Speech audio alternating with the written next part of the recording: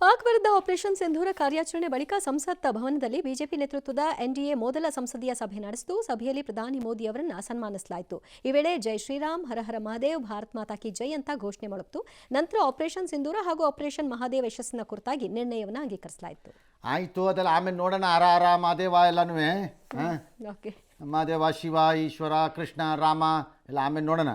First ಹರ ಹರ ಮಹಾದೇವ ಅಂತ ಕೈ ಹಿಡ್ಕೊಂಡು ಓಡಾಡಿದ್ರಲ್ಲಪ್ಪ ಇಬ್ರೂ ದೋಸುತ್ತಿ ಅನ್ಕೊಂಡು. ಅದು ಸರಿ ಮಾಡ್ರಿ ಫಸ್ಟ್, ನೋಡೋಣ ಆಮೇಲೆ. ಅಲ್ವಾ? ಇಂದಿರಾ ಗಾಂಧಿ ಅವ್ರದ್ದು ದೊಡ್ಡ ದಾಖಲೆ ಇತ್ತು. ಏನಪ್ಪ ಅಂತ ದೀರ್ಘ ಇದು ಮೋದಿಯವ್ರು ಮುರಿದಾಕ್ಬಿಟ್ರು ಅದನ್ನು. ಆಮೇಲೆ ಅಡ್ವಾಣಿ ಅವ್ರದ್ದೊಂದು ದಾಖಲೆ ಇತ್ತು ಹೋಮ್ ಮಿನಿಸ್ಟರ್ ಆಗಿ. ಅದನ್ನು ಈಗ ಅಮಿತ್ ಶಾ ಅವ್ರು ಮುರಿದಾಕಿದ್ರಂತೆ.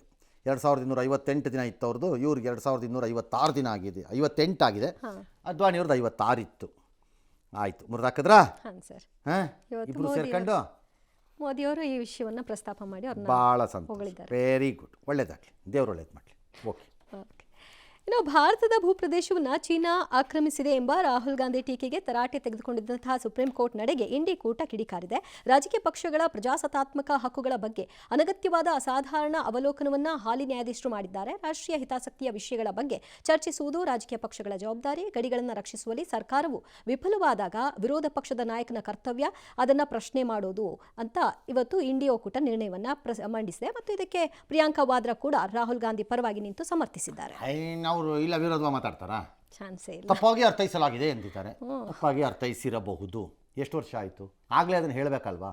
ಯಾಕೆ ನನ್ನ ಸ್ಟೇಟ್ಮೆಂಟನ್ನು ಇದು ಮಾಡ್ತಾ ಇದ್ದೀರಿ, ಮಿಸ್ಲೀಡ್ ಮಾಡ್ತಿದ್ದೀರಿ ಎಲ್ಲರೂ ಸೇರಿಕೊಂಡು? ಮತ್ತೆ ಹೇಳಬೇಕಲ್ಲ. ಕೋರ್ಟಿಗೆ ಬರೋವರೆಗೂ ಯಾಕೆ ಇಲ್ಲಿವರೆಗೂ ಬಂದುವರೆಗೂ ಹೇಳಬೇಕು?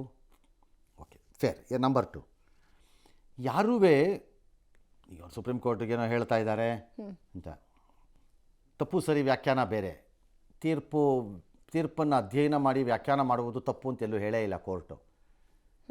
ತೀರ್ಪು ಕೊಟ್ಟವರ ವಿಚಾರದಲ್ಲಿ ನೀವು ವೈಯಕ್ತಿಕವಾಗಿ ಏನು ಮಾತಾಡೋದಿಲ್ಲ ಅಂತ ಇದೆ ಅಷ್ಟೇ. ಇಲ್ಲಿ ಯಾರು ನಿಮ್ಮನ್ನು ಹೀಗೆ ಮಾತಾಡ್ತಿದ್ದೀರಿ ಅಂತಲ್ಲ ಕೇಳ್ತಿರೋದು. ಯಾರು ಕೇಳ್ತಿರೋದು ಏನು, ಬಾಯಿಗೆ ಬಂದಂಗೆ ಮಾತಾಡೋದಾದರೆ ಕಷ್ಟ ಅಂತಷ್ಟೇ. 2000 ಕಿಲೋಮೀಟರ್ಗಳು ಅನ್ನೋದು ಅದಕ್ಕೆ ಪುರಾವೆಗಳೇನು ಹೊಡಿತಿದ್ದಾರೆ ಏನದು, ಏನಾದ್ರು ಒಂದು ತೂಕ ಇರಬೇಕು ಅದಕ್ಕೆಲ್ಲ. ಹೊಡಿತಿದ್ದಾರೆ ಅನ್ನೋದು, ಮೋದಿ ಬಗ್ಗಿಬಿಟ್ರು ಅನ್ನೋದು. ತಕ್ಕಂಥವ್ರು ನೆಹರು ಬಗ್ಗಿದ್ದಿದ್ದು ಎಲ್ಲಿಗೆ, ಯಾರಿಗೆ ಬಗ್ಗಿದ್ರು ನೆಹರು ಅಂತಾರೆ. ಅದಕ್ಕೆ ಅದರಲ್ಲೂ ಲೀಡರ್ ಆಫ್ ದಿ ಅಪೋಸಿಷನ್ ಆದಾಗ ಅದಕ್ಕೊಂದು ತೂಕ ಇರಬೇಕು.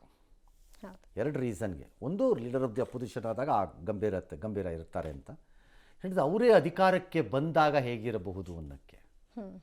ಹಾಗಾಗಿ 2 ಇರಬೇಕು. ಆ ಕಾರಣಕ್ಕೆ ಅದನ್ನು ಹೇಳ್ತಿದ್ದಾರೆ. ಅದನ್ನೇನೆ ಕಾಂಗ್ರೆಸ್ನವರು ಹಂಗೆ ಮಾಡ್ತೀವಿ ಹಿಂಗೆ ಮಾಡ್ತೀವಿ ಅಂತಂದರೆ ಮಾಡಿ ಯಾರು ಬೇಡ ಅಂತ ನಿಮ್ಮನ್ನು. ಸೇನೆ ವಿರುದ್ಧನೂ ಯಾವತ್ತೂ ಟೀಕೆ ಮಾಡಿಲ್ಲ. 75ರ ತುರ್ತು ಪರಿಸ್ಥಿತಿಯಲ್ಲಿ ಅಂದಿನ ಕಾಂಗ್ರೆಸ್ ಸರ್ಕಾರ ಜುಡಿಷಿಯರಿಗೆ ಏನು ಮಾಡಿದೆ ಅನ್ನೋದನ್ನು ಈ ದೇಶ ನೋಡಿದೆ. ಮಗದೊಮ್ಮೆ ಬಾಯಿಗೆ ಬಂದಂಗೆ ಮಾತಾಡಿ ಕಾಂಗ್ರೆಸ್ಸಿನ ಲೀಡರ್ಗಳು ನಿಮ್ಮ ಮನೋಸ್ಥಿತಿ ಏನು ಪಕ್ಷದ್ದು ಅನ್ನೋದನ್ನು ಮತ್ತೆ ತೋರ್ಸೋಕ್ಕೆ ಹೋಗಬೇಡಿ. ಜುಡಿಷಿಯರಿ ವಿಚಾರದಲ್ಲಿ ಸ್ವಲ್ಪ ಎಚ್ಚರಿಕೆಯಿಂದ ಇರಿ. ಒಂದು ಸರಿ ನಿಮ್ಮ ರಕ್ತದಲ್ಲಿ ಏನಿದೆ DNA ಅನ್ನೋದು ಗೊತ್ತಿದೆ. 75ರಲ್ಲಿ ದೇಶ ನೋಡಿದೆ ಅವತ್ತಿನ ಜುಡಿಷಿಯರಿಗೆ ಏನಾಯಿತು ಅಂತ, ಇನ್ಕ್ಲೂಡಿಂಗ್ ಮೀಡಿಯಾ. ಎಸ್.